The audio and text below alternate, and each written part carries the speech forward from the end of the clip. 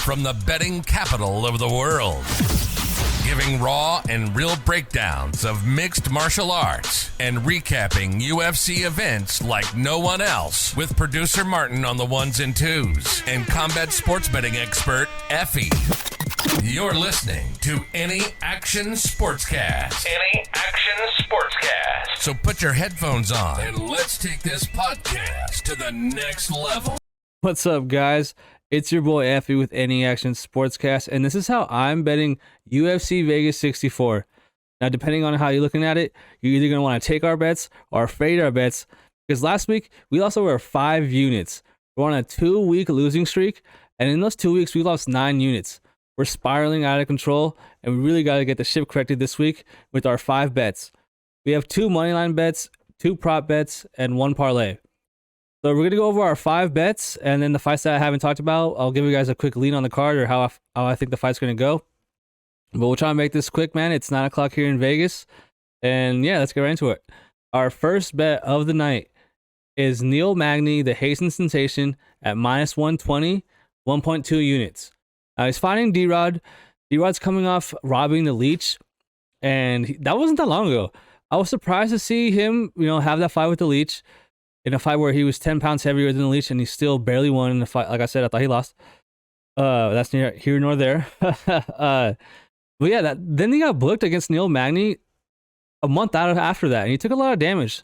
And I was ready to take Neil Magny in that scenario, but then that fight got canceled and pushed back a month to now. And it was because Dan Rodriguez had an elbow infection, I guess. But even before that, he had a long break because he had a broken hand injury. On the other side, he had Neil Magny, who just got ran through by Shavkat Rakhmonov. But I mean, let's be honest, Shavkat's probably going to be a champ soon. But before that, he did have a good win over Max Griffin. And if I was surprised to see him get hurt. He came away with the win, though, and he's a savvy veteran, man. He's 16-2 in UFC decisions. He's been fighting in the UFC for a way long time, way longer time than Dan Rodriguez. He does have the experience edge, even though they're the same age. Now, Dan Rodriguez has really good boxing. I'll give him that. He's a really good striker, and he can crack. But I don't think he's going to be able to put away Neil Magny. And although Neil Magny does have a lot of miles on him, I just think that he's a better fighter. We haven't talked about how he has an 80-inch reach. He has the longest reach in the weight class's history. The guy can scratch his kneecaps without, bending over. Insane. But really, to me, what sold me on this fight was I think Neil Magny is just going to have a ton of success in the clinch. I've seen D-Rod a couple times in the gym, and he's not that big of a guy. I think that even today we saw in the face-offs that Neil Magny is going to have a size advantage. That reach is going to be hard to deal with for Dan Rodriguez. And like I said, man, he just fought the Leech not too long ago. Took a lot of damage in that fight. Even for someone that weighed 10 pounds more than his opponent, he was walking in the tunnel after talking about how he was rocked, how he was dazed in that fight. I think Neil Magny is going to do it. I think that price is fair. But give me Neil Magny minus 120 for 1.2 units. That way, yeah. Up next, we have Polyana Viana minus 120 for 1.2 units to beat Jinh Yu Frey. Now, I get it. Call the orderlies. Super low-level women's MMA fight. But I'm all over Polyana here, and I'll tell you why, man.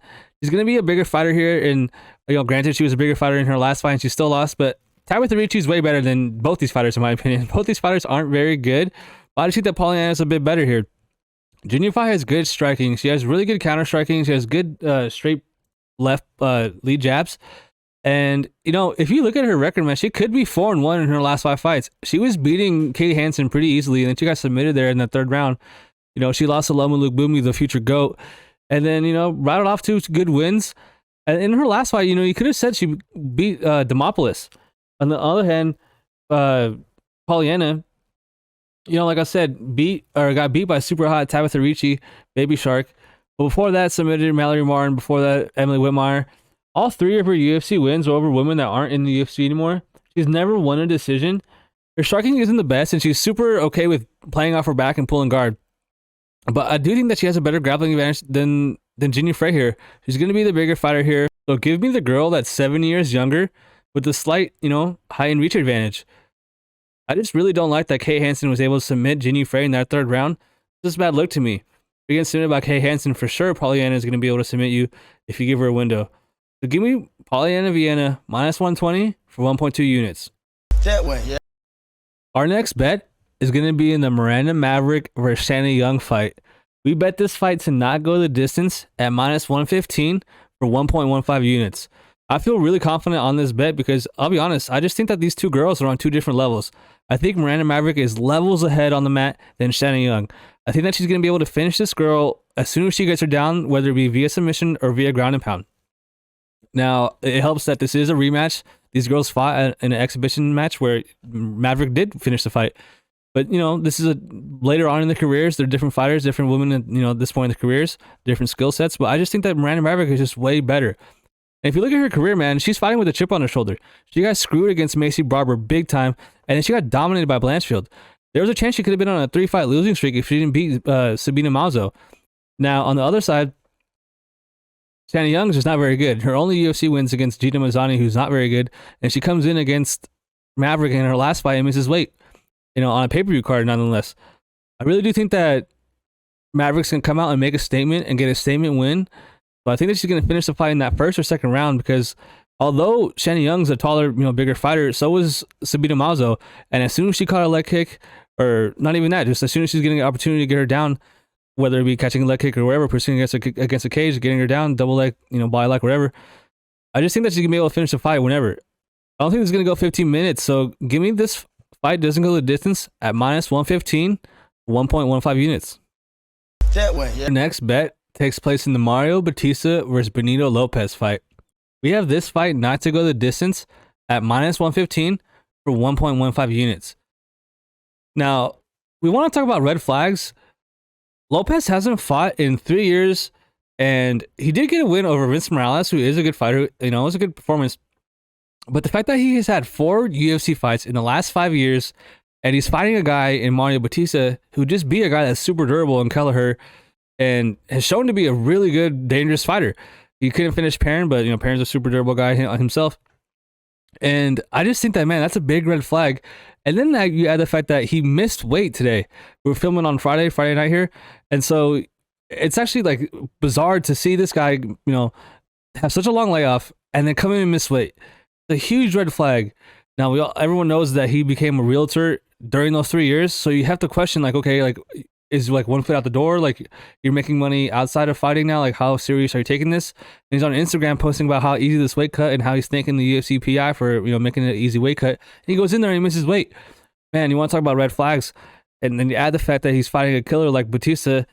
I'm surprised at this line. I'm surprised. I'm going to check my phone. Maybe it's, gone wider since the last time I bet it, but I bet 1.15 units on this bet. And I really do think that Bautista is going to finish Lopez. That way, yeah. Our fifth and final bet is a 3-leg parlay at plus 168 odds for a half unit shot. The first leg is Mario Bautista, and we already talked about how he's going to finish Lopez. The second leg is Jake Hadley to beat Carlos Candelario. Now, I really like Hadley in this matchup because I just think that everything that Candelario does, Hadley does better. If let's say Candelario does take Hadley down, which, I'll be honest, guys, in that Nascimento fight, Hadley was getting taken down at will. He had really bad takedown defense. Nascimento was able to level change on him multiple times at will, pretty much.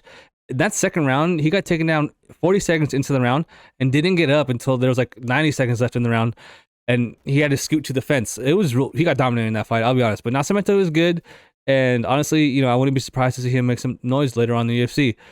On the other hand, we had Candelario. He's a bit old for the division. He came on a Contender Series. He won a fight, and it wasn't impressive enough, so Dana didn't sign him. And he ended up having to get surgery and took a long break, and then came back on Contender Series, and then lost the fight he probably should have won. He looked really good in those first 2 rounds against Victor Altamirano, and then, lost the fight, faded in that 3rd round. Pretty surprised at the decision, but, it sucks. Tough shit, I guess you could say. But yeah, not impressed, man. Like I said, everything that Candelario does, I think that Hadley does better. When Hadley was getting taken down by Nascimento in that fight, he just really would instantly throw up triangles to arm bars. He just instantly would look for submissions to lead to sweeps, to do anything to change positions, and not accepting, just getting laid on. Later on throughout the fight, he got more tired, so it became harder for him to do against Nascimento. But I just really like how in both his fights at the UFC level, even against who's that one kid? Forget the kid's name. Mitch Raposo. Even against him when he got taken down, he would instantly, attempt submissions to try to, get a better position or get up or even get a submission. So I do like his sense of urgency on the mat in a fight where he probably will get taken down by Candelario. Candelario is a good wrestler, and we haven't seen the best takedown defense by Hadley, but I really do think that he's going to be able to nullify that part of Candelario's game. And even if it is on the mat, like I said, he'll be safe there. And definitely on the feet, I think that he's going to be safe. I think he's a big favorite for a reason, and I really like him to win that fight. The third leg is Marina Rodriguez to beat Amanda Lemos. Now, I like putting the main event in this parlay because if those first 2 legs hit and I'm feeling iffy, I get cold feet, I can always hedge that last leg on Lemos because it's the last fight. It gives me a chance, to wait, I guess. But obviously, if it gets busted in that first leg, it won't matter. But it's parlaying. What can you do? That way, yeah. Recap: we have Neil Magny minus 120, 1.2 units. We have Polyana Viana minus 120, 1.2 units. We have Mirand and Maverick, Shana Young, fight doesn't go the distance, minus 115, 1.5 units. We have Mario Bautista, Benito, Lopez, fight doesn't go the distance, minus 115, 1.15 units as well.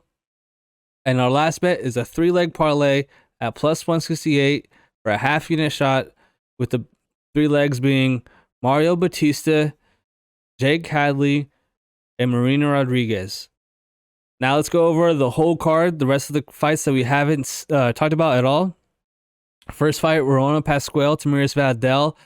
I'm picking Ramona here, man. I'm going crazy. I'm going out on a limb here. I'm being a gremlin. And I'm picking Pascual because Vidal did the opposite of impress me on her tape, man. All she does is like kind of like just cry for fouls.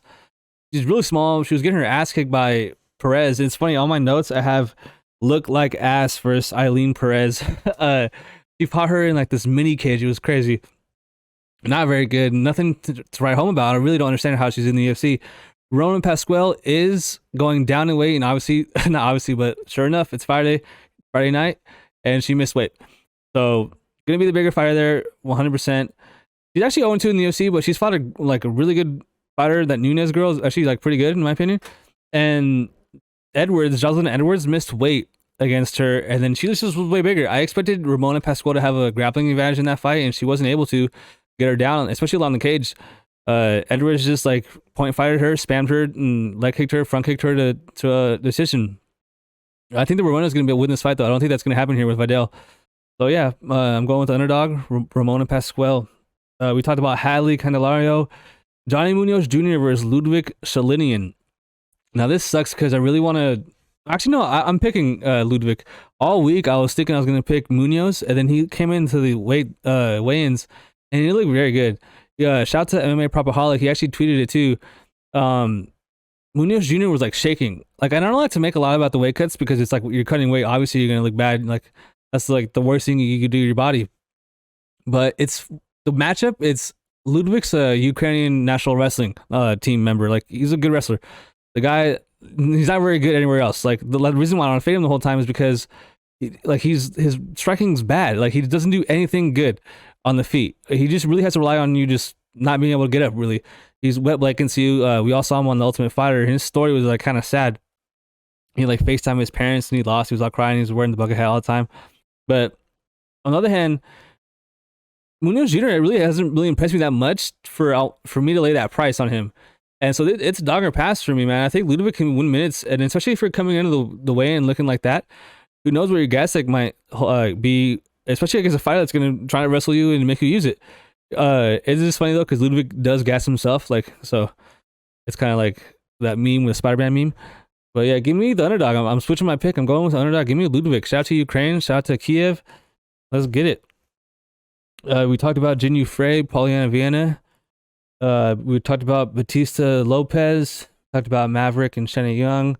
Darrick Minner versus Shayilan, Nuerdanbieke. The dog's live here, man. I think the dog's live here for a submission in the beginning. Darrick Minner submits everyone, man. Like, if he wins, he's going to submit you, especially early. But Shayilan, dude, 47 pro fights, 28 years old. That's fucking insane. He doesn't get submitted in that first round if you can avoid that. Almost like Ryan Hall type, even though it's actually kind of funny. Darrick Minner just fought Ryan Hall. He should be safe, man. I wouldn't be surprised if Darrick Minner gasses out here and gets finished late by Nuerdanbieke. But yeah, I don't want to touch this fight. But maybe like if you want to play violence, like fight doesn't go. I think that's live here too, because the way Darrick Minner wins is in submission and getting submitted. And if he loses, he's prone to get finished himself. Whereas he's fighting a killer in Shayilan. Shayilan's a killer. That's why I don't want to bet on Minner, because I don't want to get in front of him. Shayilan. So yeah, give me Shayilan via. Let's go second round finish. Mark Madsen versus Grant Dawson. Now this is interesting because Grant Dawson missed weight, and this is a short notice fight for him. He actually asked for it to be at 160. The UFC said no, and they made him go 155. And comes in, misses weight, boom, gets fined 30%. That's a L. Like he already took an L. He's fighting an Olympian, man. Mark Madsen's a straight dog. We bet him against Clay Guida, the old man. So shout out to him. He cashed for us there. So we already like him.